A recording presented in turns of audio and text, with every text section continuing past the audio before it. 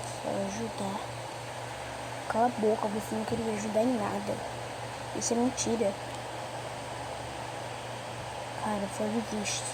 Isso é incontactável. Você não dá pra ajudar em nada, em nada. Entende? Entende, cara? Você é inútil. Inútil, você é inútil. Ai.